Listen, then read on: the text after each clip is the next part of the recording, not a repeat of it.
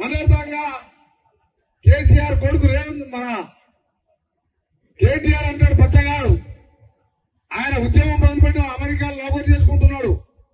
రేవంత్ రెడ్డి అంట ఎన్నికలు అయిపోగానే బీజేపీలోకి పోతాడంట. అసలు ఏమైనా బుద్ధి ఉందా పిల్లగాడికి? ఆ పిల్లగాడు ఏమైనా చదువుకుండా కాంగ్రెస్ ముఖ్యమంత్రి మంచి మెజార్టీ ఉన్నది, వద్దంటే కాంగ్రెస్ ఎమ్మెల్యేలు మేము గేట్లు తెరవకముందే గేట్లు పలగొట్టుకుని కాంగ్రెస్ లోకి వస్తున్నావు, ఆయన బీజేపీలోకి పోతున్నాను. సరే ఆయన పిల్లగాడు బుద్ధి లేదు అనుకున్నావు. ఇప్పుడు చూసా ఈ ముసలాయన పెద్ద మనిషి కట్టబెట్టుకొని తిరుగుతున్నారు కేసీఆర్. మెదక్ సభలో సంవత్సరం లోపే గవర్నమెంట్ పడిపోతుంది, త్వరలోనే ఎన్నికలు కాగానే రేవంత్ రెడ్డి బీజేపీలోకి పోతుందని చెప్పి ఈ మతి ప్రారంభించిన కేసీఆర్ గారు కూడా అంటున్నంటే వీళ్ళిద్దరికి ఏమైందంటే బిడ్డ జైల్లోకి పోయింది, చెల్లె జైల్లోకి పోయింది, ఈయన బిడ్డ జైల్లోకి పోయింది. ఇక రెండేళ్ల దాకా బెయిల్ రాదు, మనం కూడా జైల్లో పోతామని చెప్పి తండ్రి కొడుకులు మెంటల్ అయిపోయి ఇవాళ మన ముఖ్యమంత్రి గారి మీద నా మీద ఎప్పుడు మాట్లాడా మా ఇద్దరి మీద మాట్లాడతారు వాళ్ళు. ఒక్కనే చెప్తున్నా కేటీఆర్ నువ్వు 10 ఏళ్లు దోచుకున్నదంతా కక్కిపిస్తాం, నీ ఆస్తులన్నీ తీసుకొని ప్రజలకు పంచి పెడతాం, ప్రజా సంక్షేమం వ్యతిరేకంగా పని చేస్తామని చెప్పి ఇవాళ మీ అందరు కూడా ముఖ్యమంత్రి గారు నిన్ననే చెప్పారు. 6 పథకాలు అమలు చేసినాం, మీరందరికీ తెలుసు. 2 లక్షల రుణమాఫీ మనం చెప్పిన మాట మేరకు, ముఖ్యమంత్రి గారు చెప్పిన మాట మేరకు మేమందరం కూర్చొని ఆగస్టు 15 వరకు ఏకకాలంలో రుణమాఫీ చేయబోతున్నామని చెప్పి మీ అందరికీ కూడా రైతుల పక్షాన చెప్తాం. ఉట్టినటువంటి అషామాషి కాదు, గతంలో రుణమాఫీ చేసాం, ఒక్కసారి చేసాం. మన్మోహన్ సింగ్ గారు యూపీఎఫ్ చైర్పర్సన్ గా 3 లక్షలు 4 లక్షలు మీ అందరికీ తెలుసు. ఆయన 1 లక్ష చేస్తని చెప్పి 6 ముక్కలు 7 ముక్కలు చేస్తే బ్యాంకు వడ్డీ కింద పోయింది.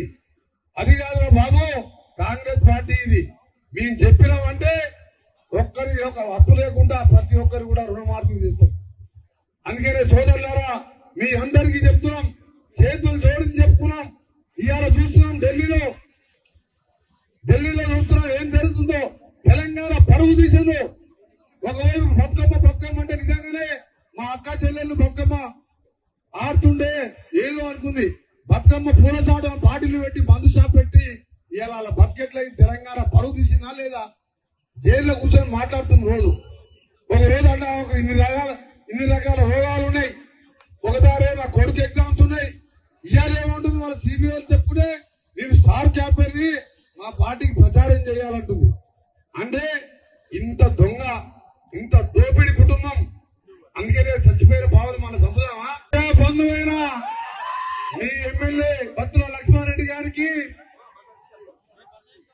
ఈరోజు పార్లమెంట్ ఇన్ఛార్జిగా పెద్దలు గౌరవనీయులు ఉత్తమ్ కుమార్ రెడ్డి గారి ఆదేశం మేరకు ఈరోజు సమావేశంతో పాటు బహిరంగ సభలాగా తరలి వచ్చిన కాంగ్రెస్ పులి బిడ్డలందరికీ చేతులెత్తి నమస్కరిస్తున్నాం. మీ అందరికీ కూడా ముందుగా మీ అందరికీ ప్రత్యేకంగా కృతజ్ఞత తెలియజేసుకుంటున్నా. మా లక్ష్మారెడ్డి గారిని హాఫ్ సెంచరీ అంటే 50,000 మెజార్టీతో గెలిపించి కాంగ్రెస్ లో గవర్నమెంట్ రావడానికి కారకులైన మీ అందరినీ కూడా నిజంగా మరొకసారి మీకు ధన్యవాదాలు తెలియజేసుకుంటూ, మరొక ఎన్నిక కూడా 28 రోజుల్లో రాబోతున్నది. ఆ ఎన్నికల్లో కూడా కష్టం అనుకోకుండా 28 రోజులు కష్టపడి 50కి తోడు మీ నాయకుడు లక్ష్మారెడ్డి గారు హాఫ్ సెంచరీ కాదు సెంచరీ కావాలంటున్నాడు.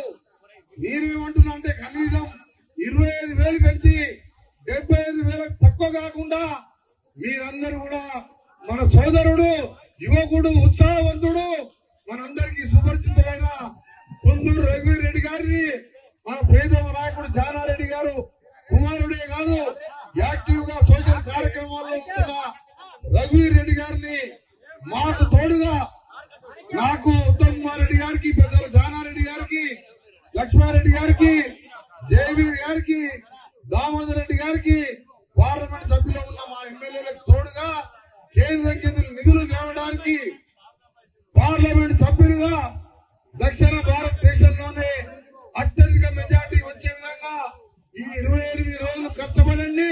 ఆ తర్వాత 5 ఏళ్లు మేమందరం కూడా మీకోసం కష్టపడతామని 2 చేతులెత్తి నమస్కరిస్తూ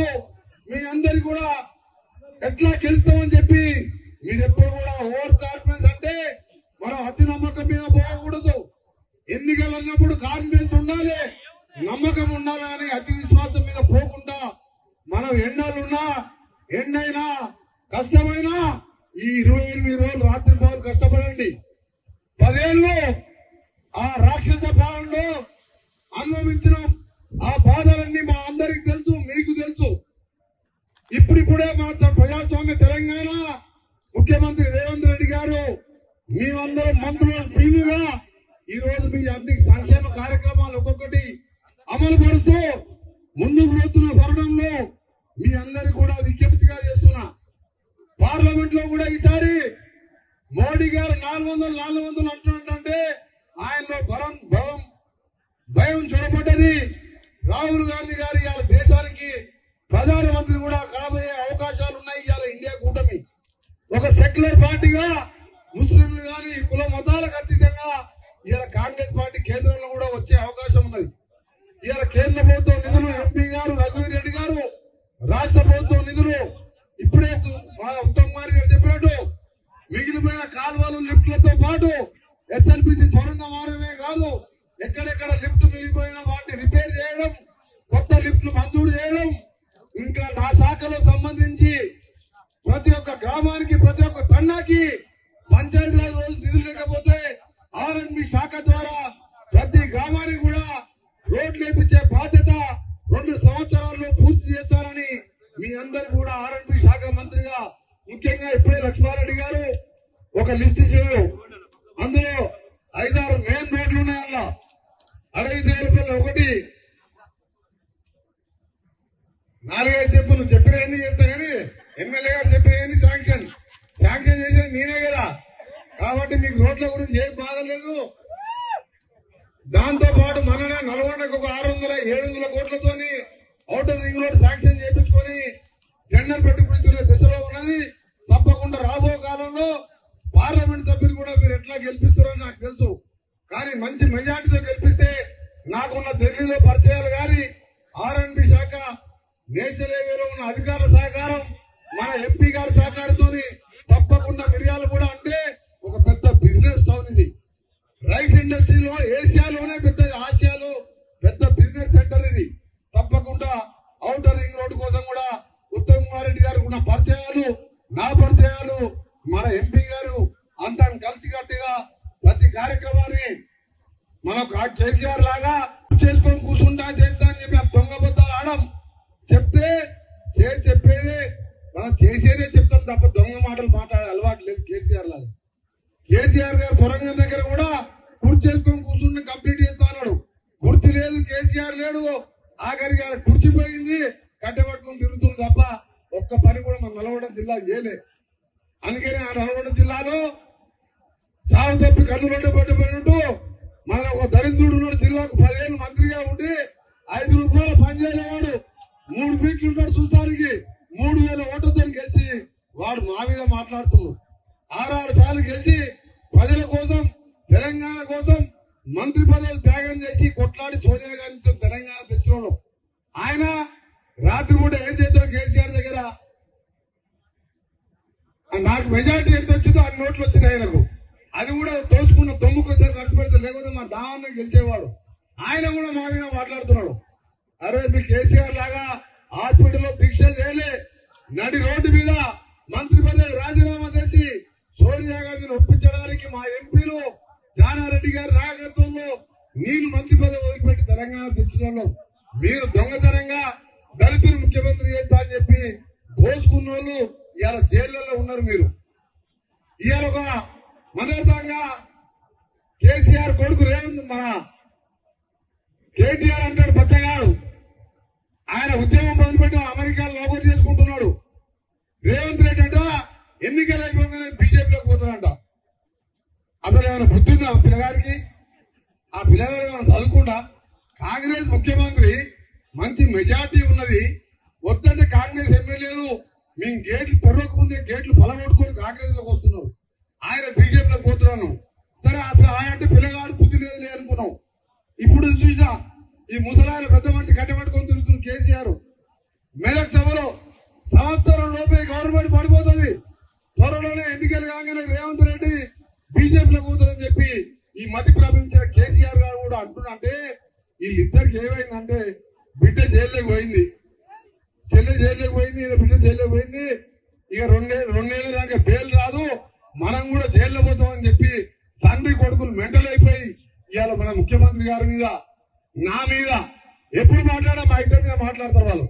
ఒక్కనే చెప్తున్నా, కేటీఆర్ నువ్వు 10 ఏళ్లు దోసుకున్నదంతా కక్కిపిస్తాం, నీ ఆస్తులన్నీ తీసుకొని ప్రజలకు పంచి పెడతాం, ప్రజా సంక్షేమం వ్యతిరేకంగా పని చేస్తామని చెప్పి ఇవాళ మీ అందరు కూడా ముఖ్యమంత్రి గారు నిన్ననే చెప్పారు.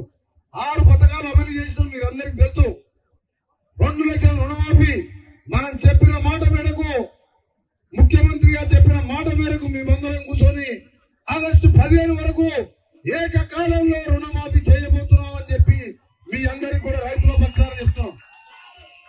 ఉట్టినటువంటి అషామాషి కాదు, గతంలో రుణమాఫీ చేసాం, ఒక్కసారి చేసాం.